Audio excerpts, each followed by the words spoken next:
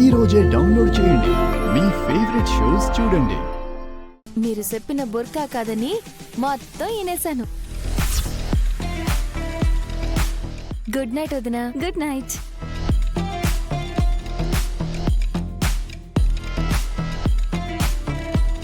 అయ్యో, ఆ అమ్మాయి కార్ తాళాలు మంచం మీద ఎట్టి మర్చిపోయినాను.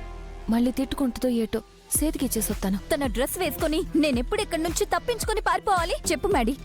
అక్క, పెళ్లి పందిరిలో పంతులు గారు నీతో తలంబ్రాల చీర కట్టుకురమ్మంటారు. అలా చీర మార్చుకోవడానికి వెళ్ళిన నువ్వు పావని తెచ్చిన డ్రెస్ వేసుకొని అలా బయటికి వెళ్ళిపోతావు.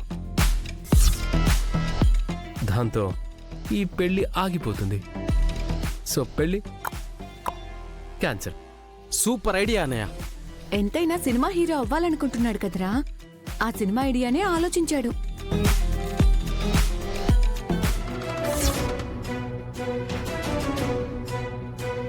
మీరు పథకం వేసినట్టే మీ అక్కని బయటికి పంపించేసినారు. కానీ మీరు మీ అక్కకి మాట ఇచ్చినట్టే నాను మా అన్నయ్యకి మాటిచ్చినాను, ఎట్లాంటి అడ్డంకులు లేకుండా ఈ పెళ్లి జరిపిస్తాను అని. ఎవరెన్ని ప్రయత్నాలు చేసినా, ఎన్ని ఆటంకాలు ఎదురైనా ఈ పెళ్లి జరగకుండా ఆపే బాధ్యత నాది.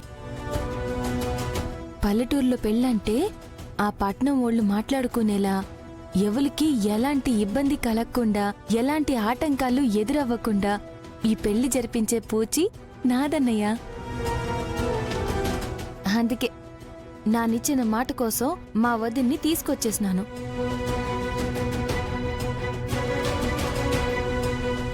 అట్ట ఎట్ట తీసుకొచ్చేసినానని అనుకుంటున్నారా? నిన్న మీ స్నేహితులు కారులో వచ్చేటప్పుడు మా ముసలమ్మని కారుతో గుద్దినంత పనిచేసి కనీసం క్షమించమని కూడా చెప్పకుండా వచ్చేసినారు. ఇప్పుడు మీ స్నేహితులు వెళ్తున్న విషయం మా ముసలమ్మకి సారేశాను. మా ముసలమ్మలందరూ ఏకమై రోడ్డు మీద వెళ్తున్న మీ స్నేహితుల్ని అడ్డగించినారు.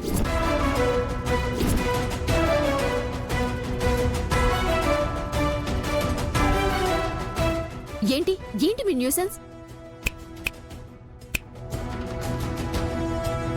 అట్ట మీ స్నేహితులందరూ ఆ గొడవలో ఉండగా మీ అక్కకి స్ప్రో కోల్పోయేలా చేసి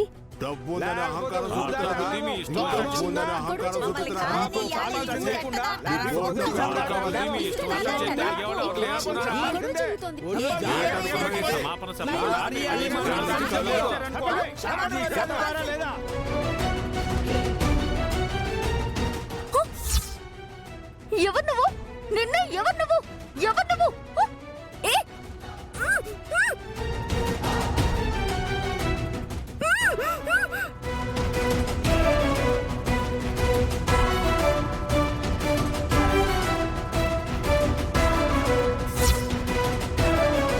తన స్థానంలో నా స్నేహితులను నెట్టి మీ అక్కని, అదే మా వదిన్ని తీసుకొచ్చేసినాను.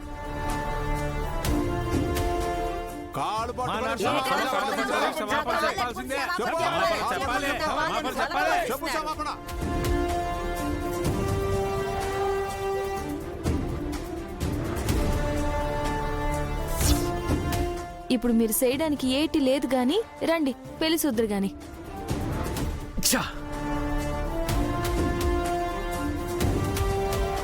దీర్ఘాయుష్మాన్ భవ, దీర్ఘ సుమంగళి భవ.